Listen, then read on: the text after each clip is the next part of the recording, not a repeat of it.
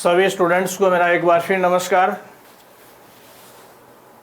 एक बार फिर अपन इस वीडियो के माध्यम से अपने लॉ सेकेंड ईयर की कक्षा को आगे गति प्रदान करेंगे और पिछली कुछ वीडियो सीरीज़ के माध्यम से मैं लोकपाल और लोकायुक्त अधिनियम 2013 की चर्चा आपके साथ कर रहा हूं और इस कड़ी में आज अपन इस एक्ट के पार्ट 2 के चैप्टर 2 पर सेक्शन 9 और 10 के संबंध में चर्चा करेंगे।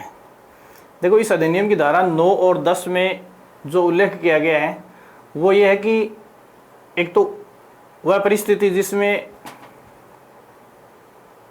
लोकपाल का अध्यक्ष जो है वो कार्य नहीं कर रहा है, त्यागपत्र दे दिया है या किसी अन्य काम से है, छुट्टी पर है, तो ऐसी सिचुएशन में अध्यक्ष के रूप में कौन कार्य करेगा।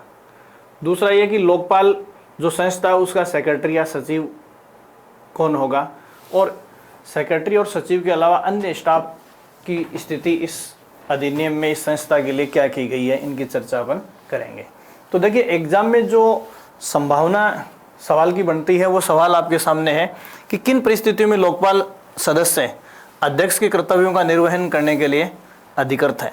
तो यहाँ पहला सवाल अपन जो डिस्कस करेंगे वो ये है कि अधिनियम की धारा 9 जो है उसमें लोकपाल सदस्य को अध्यक्ष के रूप में कार्य करने हेतु कुछ परिस्थितियों में अधिकृत किया है। वो परिस्थितियां कौन कौन सी हो सकती हैं जिनमें लोकपाल के सदस्य को उस संस्था के अध्यक्ष के रूप में कार्य करने के लिए अधिकृत किया जा सकता है। उस सिचुएशन में अपन पहली जो बात है वो ये है कि अध्यक्ष की मृत्यु हो जाए। ये प्रकृति का नियम है, मृत्यु एक शाश्वत सत्य है, कभी भी हो सकती है। तो एक तो अध्यक्ष की मृत्यु हो जाए, दूसरा यह है कि अध्यक्ष से त्यागपत्र दे दे या अन्यथा उसके पद पर कोई रिक्ति होने की दशा में।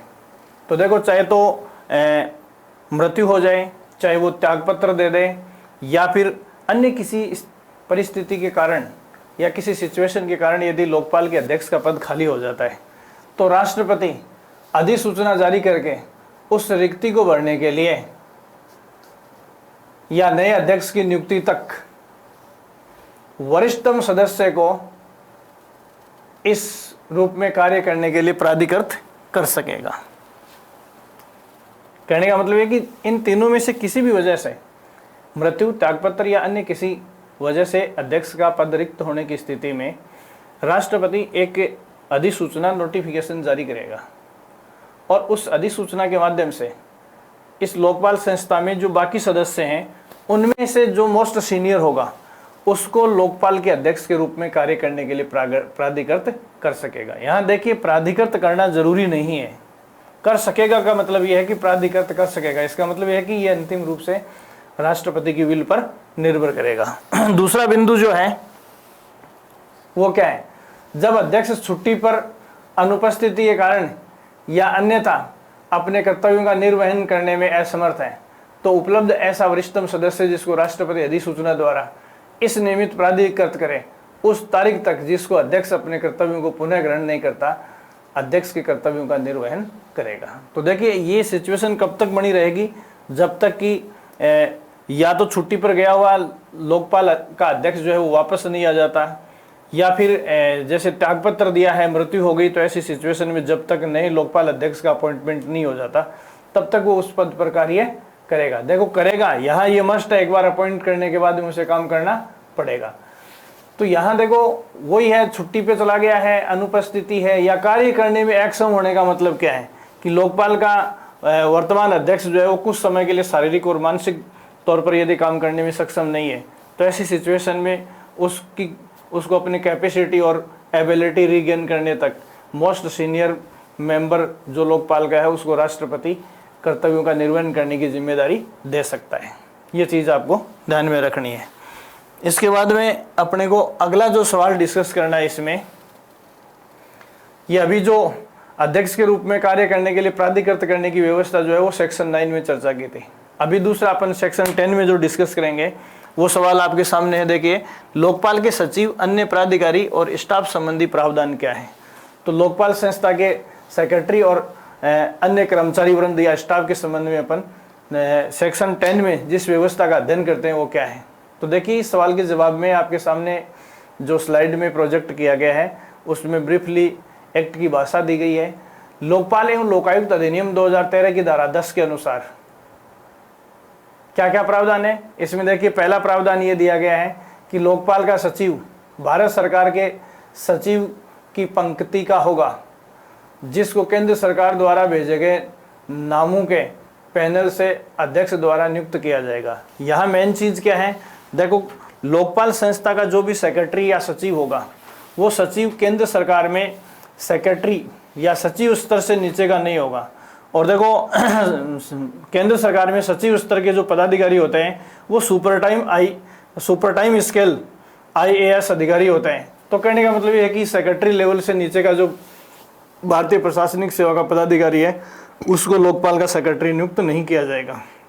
या यूं कह सकते हैं कि लोकपाल में सेक्रेटरी के रूप में जिस व्यक्ति को अपॉइंट किया जाता है वो मोस्ट सीनियर IAS ऑफिसर होता है या super time scale IAS officer होता है। दूसरी बात, इस आदमी का अपॉइंटमेंट लोकपाल का अध्यक्ष करेगा, लेकिन लोकपाल का अध्यक्ष किन में से करेगा, इसके लिए इस अधिनियम के इस सेक्शन 10 के खंड 1 में ये व्यवस्था दी गई है कि केंद्र सरकार कुछ लोगों का एक पैनल बनाकर भेजेगी और उस पैनल में जो नाम केंद्र सरकार लोकपाल के अध्यक्ष को सुझाएगी या सिफारिश करेगी उन्हीं में से किसी व्यक्ति को लोकपाल का सेक्रेटरी या सचिव अपॉइंट किया जाएगा।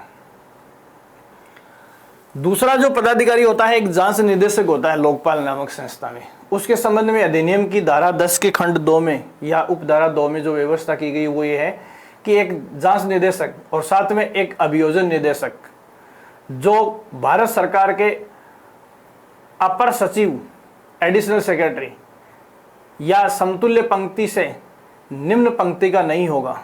तो देखो लोकपाल का सचिव जो है वो सेक्रेटरी लेवल का और लोकपाल का जो जांच निदेशक है वो एडिशनल सेक्रेटरी लेवल से नीचे का नहीं होगा।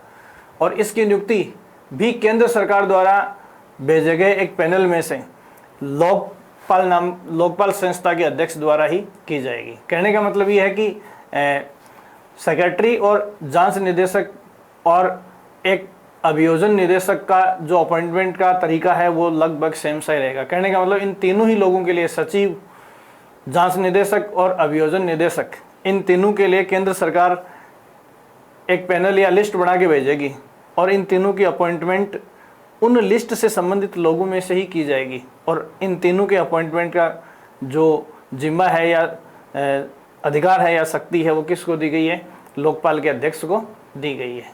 तीसरी बात देखो, सेक्शन 10